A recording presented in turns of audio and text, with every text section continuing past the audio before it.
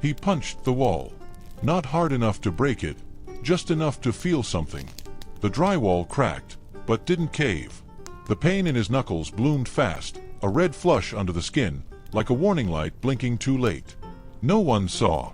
No one ever does. He stood there in his apartment, still breathing hard, his chest rising like a soldier in panic, not in triumph. You know what that feels like, don't you? That kind of rage, the hot, searing kind that creeps up your spine when you feel powerless. It's not theatrical. It's quiet, private. A glass shattering in the sink. A drawer slammed too hard. That voice in your head that says, "They shouldn't treat me like this." And another voice right after that, whispering, "Why do I let them?" Marcus Aurelius once wrote, "How much more grievous are the consequences of anger than the causes of it." He wasn't being poetic. He was warning us, rage leaves wreckage long after its spark is gone. The man in the apartment, let's call him you, because let's not pretend you've never been there, didn't just explode out of nowhere. It was layered. Disappointment. Humiliation. The unpaid bill. The way she looked at you last night, not quite disgusted, but distant. Like someone who's already halfway out the door.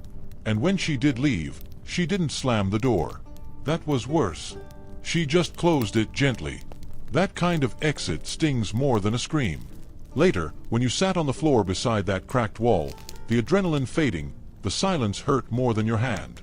Rage is a liar. It tells you you're powerful when you feel weakest. But here's the secret. The Stoics knew this.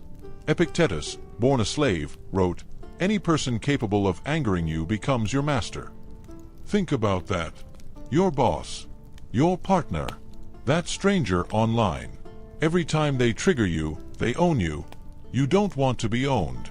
The modern world confuses stoicism with suppression. Don't feel. Man up. Stay quiet. But true stoicism doesn't deny rage, it interrogates it. It gets close, like leaning into a fire without getting burned. Why am I angry? What am I afraid of? Because that's what anger is, most of the time. Fear dressed in armor. Fear of disrespect. Fear of abandonment. Fear of failure. You remember that meeting, don't you? The one where your idea got ignored. Someone else said the same thing later, and they got applause. You smiled politely, but your jaw was tight all day. That night, you scrolled Reddit for hours, mentally building a case against everyone in that room. That's not nothing. That's the seed of a story. A dangerous one. The Stoics would say, narratives shape your mind. If your story is, "I'm always overlooked," your emotions will defend it like a courtroom. But let's flip it. What if you changed the frame? What if you said, "That moment taught me to speak up earlier, to document credit, to learn how influence works"? That's not weakness, that's power. Seneca wrote, "No man is more unhappy than he who never faces adversity, for he is not permitted to prove himself." So next time your fists clench, pause. Really pause. That's the hard part. Not reacting is an art. And you might say, "But I'll explode." No, you won't. You're not a bomb. You're a being. And beings can choose. That's the point. That's the superpower the Stoics whispered to each other across centuries. The choice is always yours.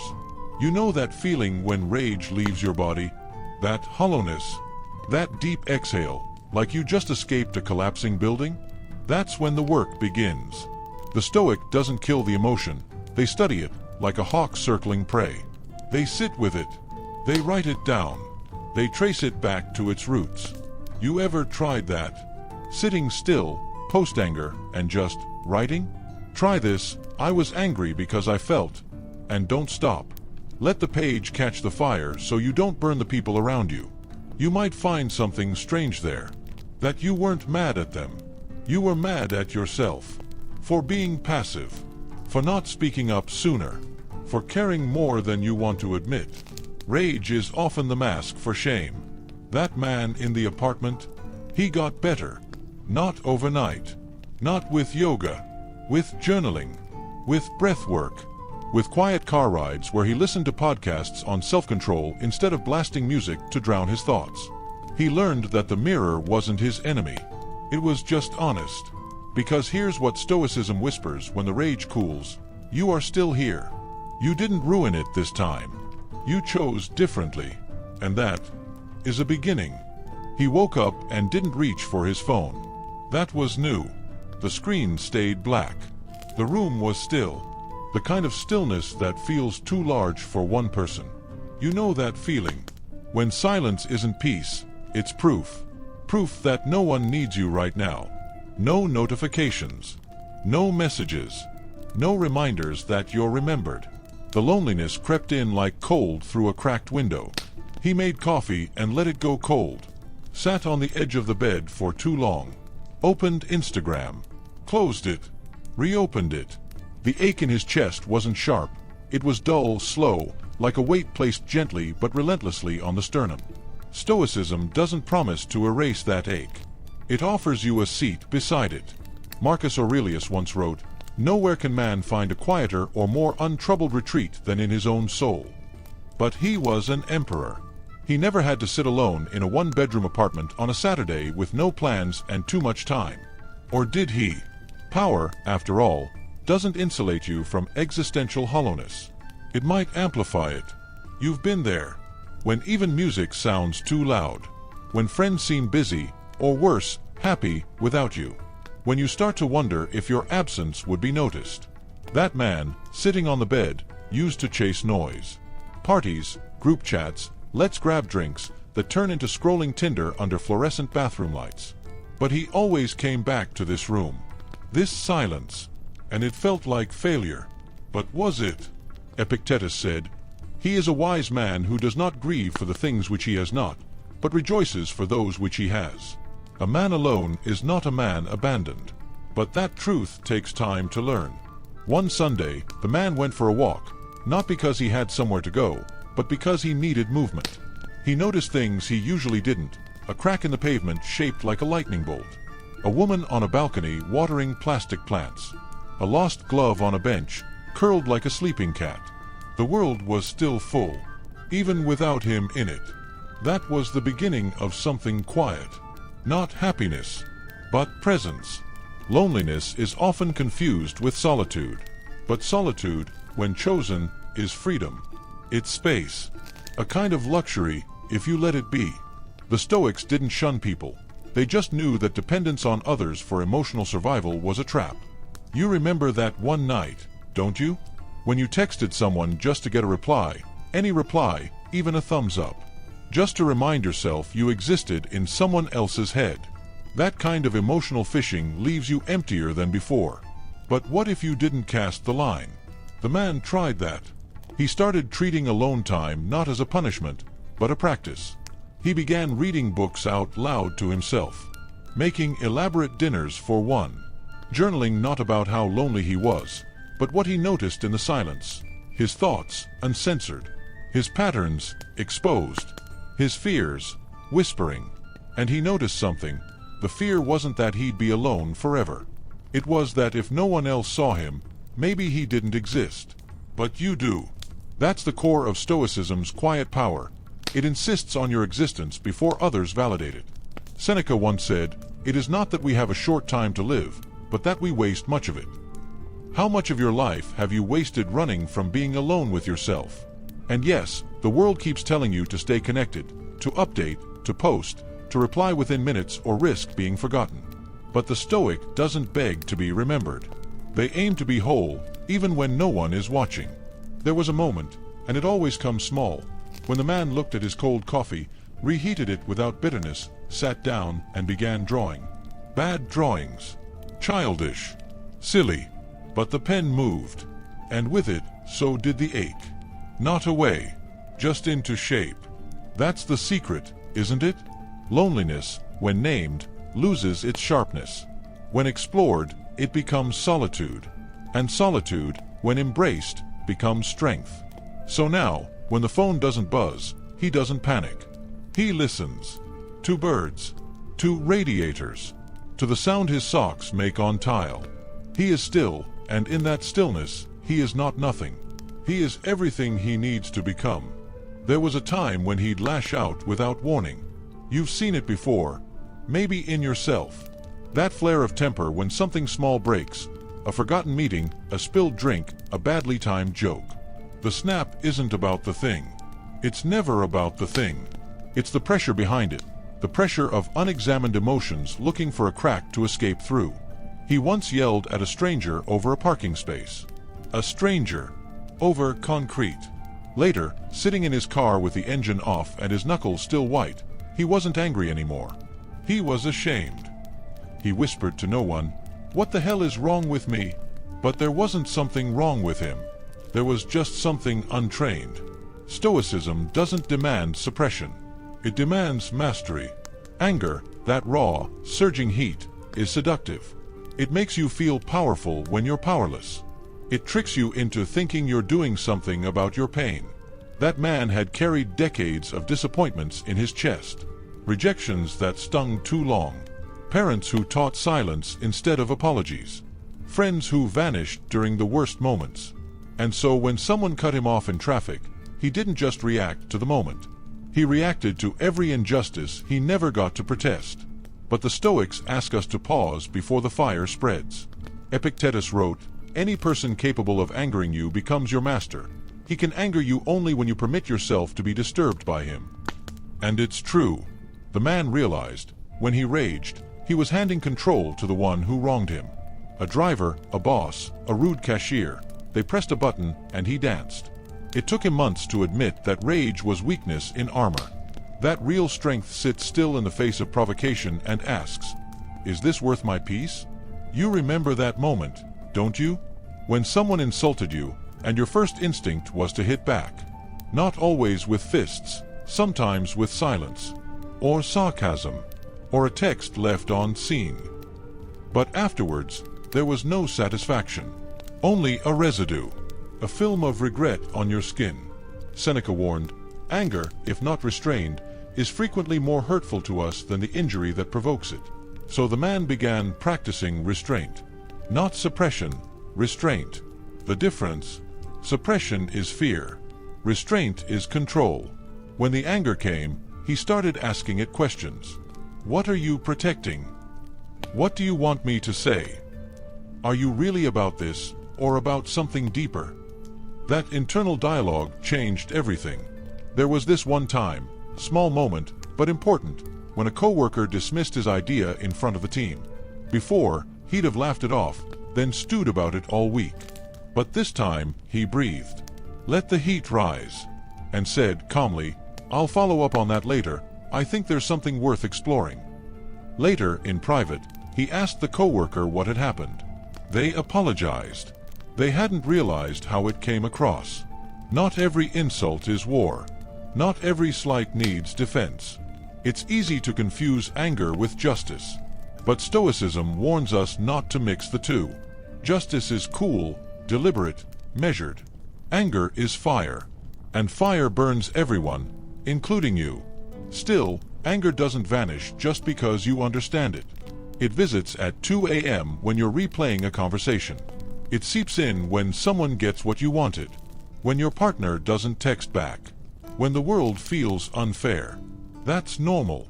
What changes is how you carry it. The man started walking when angry. Long walks. Headphones off. Just footsteps and breath. Not to escape, to process. He didn't vent to strangers. He didn't tweet vague threats. He walked, thought, and came back with less weight. Over time, his anger stopped surprising him.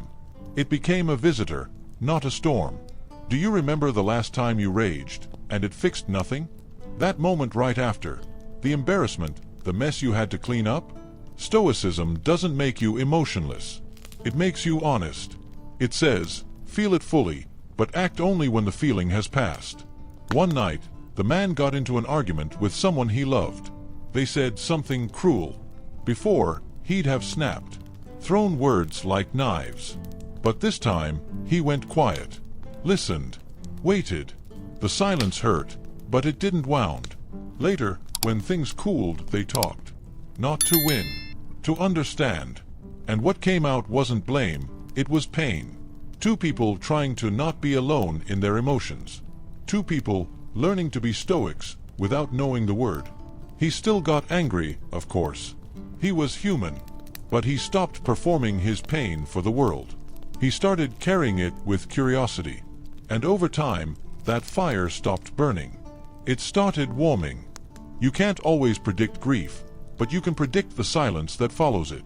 He found this out in a hospital hallway, under sterile light, where the scent of alcohol wipes clung to every surface. The kind of place where time slows down and every conversation becomes a whisper. The kind of place where people forget how to blink. His father had died. Not suddenly. Cancer's a slow thief. But even when you see the robber coming, the emptiness still surprises you. And yet, he didn't cry. Not that day. Not at the funeral. Not even when his mother gripped his hand so tightly it turned white. He thought he was being strong. But days later, alone, he dropped a coffee mug and watched it shatter, and that's when it hit. Not just the grief of loss, but the guilt of not grieving properly. He wondered, am I broken? Am I cold? But the Stoics don't ask you to not feel. They ask you to understand what you're feeling. Marcus Aurelius, writing to himself, once said, "You have power over your mind, not outside events. Realize this, and you will find strength." Grief is an outside event. It enters your world like a storm through a broken window. You can't stop the wind, but you can choose whether to sit in its path. He began to understand that mourning doesn't look one way. It isn't always tears and eulogies. Sometimes it's a long drive with the radio off. Sometimes it's cleaning out a closet and not knowing what to throw away. Sometimes it's eating your father's favorite snack just to feel close to him again. He started noticing the shape of grief. It had no timeline. It didn't leave when the casserole stopped coming or when people stopped calling. It stayed, quietly, in the background of his thoughts. And it came out in strange places. Grocery stores. Elevator music. The smell of the shaving cream his father once used. And still, he didn't collapse. He functioned. He laughed at jokes. He answered emails. That's what people forget about grief. It doesn't paralyze you. It integrates. One day, someone at work asked why he looked tired. He smiled and said he was fine. But internally, he thought, I'm carrying a ghost and pretending it's a briefcase. Seneca once wrote, "What need is there to weep over parts of life? The whole of it calls for tears." A phrase that doesn't mean we must always cry, but that suffering is not an exception. It's a condition. That realization changed him. He began to speak differently to others. More slowly. More softly. You never know what ghost someone else is carrying. You never know what phone call they just had. What memory they're holding in their pocket like a shard of glass. He learned not to say, "Stay strong." Instead, he asked, "Do you want to talk?" Or simply, "I'm here." The Stoics don't teach us to avoid grief.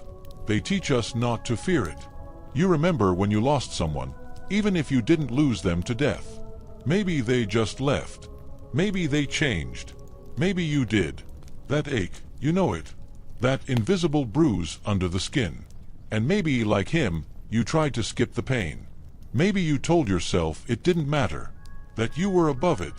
But there's no stoicism in denial. There's only detachment when it's earned. The man started writing letters he never sent. He'd sit on his porch, pen in hand, and write to his father. Mundane things. A story about the neighbor's dog. A memory of fishing trips. An apology for never asking about his father's fears. It helped. Not to erase grief, but to place it gently on the shelf, no longer something to trip over. Eventually, he kept a journal. Not daily, not perfectly, but enough to recognize patterns. He noticed how certain days hit harder, how music could shift his whole mood, how grief became part of his architecture. And one night, as the rain hit the roof like whispered drumming, he realized grief didn't make him weak. It made him human. He wasn't supposed to be unaffected. He was supposed to be unshaken. There's a difference. Do you remember how people reacted when you didn't grieve the way they expected? Maybe they thought you were distant. Maybe they told you to let it out. But you knew, deep down, that your quiet pain was no less real. The Stoics believed in aligning with nature. And nature grieves in silence, too. The forest mourns in its stillness. The sky in its gray. The ocean doesn't scream, it pulls back, then surges again. That's what the man did. Pulled back, then returned. He didn't heal. He adjusted. He built a new self around the hole. And with time, the grief no longer shouted. It whispered, and he listened. Some emotions sneak up on you. Others stand in the doorway, arms crossed, refusing to leave. Anger was like that. It lingered in him, not loud but insistent, like a leaky faucet, like static in the background of a quiet room. He never saw himself as angry. He didn't throw chairs. He didn't scream in traffic. But there was tension in his jaw. There was that tight breath before replying to messages. There were the silent, imaginary arguments he had in the shower. It wasn't rage. It was resentment. Small, constant, eating away at his calm. You've felt it too, haven't you? Someone cuts in line. A friend betrays your trust. A colleague takes credit for your work. You feel that spark in your chest, that heat behind your eyes. And yet, you smile. You say it's nothing. But later, when you're alone, you rehearse all the things you could have said. That was him. A calm exterior, a storm inside. But Stoicism doesn't suppress the storm. It teaches you to navigate it. Epictetus reminded his students, it's not things that upset us, but our judgment about things. He repeated that quote to himself like a prayer. Not to excuse injustice, but to reclaim control. Anger, after all, is often a response to perceived injustice. You think, this shouldn't have happened. They shouldn't have done that. And maybe that's true. Maybe you're right. But the Stoic question is always, what can you control now? That shift in perspective saved him more times than he could count. He once had a boss who belittled him in meetings. Made jokes that weren't jokes. You know the type. The kind who hides cruelty behind charisma. Who gets laughs at your expense. At first, he stayed quiet. Then he fantasized about quitting dramatically. Then he got angry, not just at the boss, but at himself for not fighting back. But then, one day, while washing dishes and muttering curses under his breath, he paused. He asked himself the question no one had taught him to ask. What part of this is within my power? He couldn't change his boss. He couldn't force respect. But he could choose how much space this man took up in his mind. He could set boundaries. He could speak plainly, without venom. He could prepare responses instead of reactions. That's what he did. Not all at once. Slowly. Deliberately. He stopped laughing at the jabs. He started asking clarifying questions in public, in a calm voice, when his boss made vague critiques. The mood shifted. It wasn't domination. It was posture. Seneca wrote, a sword never kills anybody. It is a tool in the killer's hand. And anger, too, is a tool, but only if you wield it, not when it wields you. You know that moment, when someone finally sees that you won't flinch. That's what happened. His boss didn't apologize, but he stopped the jokes. That was enough. Anger isn't always solved with confrontation. Sometimes, it's a decision made quietly. Sometimes, it's choosing not to carry someone else's poison home in your mouth. But this story isn't about work. It's about what happens after you leave the office. When your body's home, but your mind is still arguing in the past. That's where Stoicism lives. In the gap between stimulus and response. The man began to practice what Marcus called deliberate thought. Before answering, before reacting, before letting his heart rate dictate his words, he waited. You'd be surprised how powerful silence can be. At a dinner once, a family member said something cruel, personal. One of those lines you don't forget, even years later. Everyone else fell silent, awkward, waiting for the explosion. But he just sipped his drink, looked out the window, let the moment pass. Later, someone asked why he didn't defend himself. He shrugged. Because I didn't want to give them what they were looking for. That wasn't weakness. That was strength with a leash. Stoicism doesn't say, never feel anger. It says, don't let it govern you. Use it, or lose yourself to it. You might think that letting go of anger means letting people walk over you. But the opposite is true. When you're calm, you see clearly. You act strategically. You remember what matters. He started writing down his triggers. Kept a list. Not as a way to punish himself, but as a map. Where do I lose myself? Where do I lose my voice? That list became a blueprint for emotional awareness. Every sharp word he absorbed without flinching, every insult that slid past him without scar, those weren't signs of indifference. They were signs of mastery. And perhaps most importantly, he learned this. Most anger isn't about them. It's about you. Your expectations. Your ego. Your unspoken needs. So he began adjusting those expectations. Not to be a doormat, but to stop being surprised when rain falls in a storm. After all, expecting the world to be fair is like expecting a lion not to bite because you didn't bite it first. One morning, during a walk in the park, a cyclist brushed past him and shouted something crude. Years ago, he might have shouted back, might have spent the whole day fuming. But now, he barely blinked. It was like watching a train go by. Loud, fast, gone. That was the moment he realized he hadn't become less human. He'd just stopped picking up every stone thrown at him. And that was freedom. The park was quiet again. The cyclist had vanished. The birds didn't notice. The leaves kept whispering their secrets to the wind. He stood there a while, letting the silence settle over him. It wasn't a victory lap. It wasn't smugness. It was relief. Relief that he didn't have to perform rage anymore. That he didn't have to justify every bruise to his ego. That he had learned to hold his emotions gently, like water cupped in his palms, without squeezing so tightly that they slipped through. You know that feeling. When the storm finally passes, not because the world changed, but because you did. That's Stoicism. Not stone-faced indifference. Not robotic detachment. But a grounded, conscious choice in every breath you take. A philosopher once wrote, "We suffer more often in imagination than in reality." And it's true. He'd spent years fighting ghosts, replaying conversations, rehearsing arguments that never happened. No. He rehearsed stillness. He replaced revenge fantasies with deep breathing, replaced silent judgment with quiet curiosity. He looked at the people who once triggered him and thought, they're doing the best they can, even if it's not very good. And he looked at himself, really looked, and saw a man less reactive, less afraid, less controlled by forces within and without. He wasn't perfect, but he was steady, like a rock in the river. And maybe, just maybe, that's all you need to be. What's one emotion you've struggled to master, and how would a Stoic respond to it? If this story made you pause, reflect, or exhale, like, subscribe, and tell me your thoughts in the comments.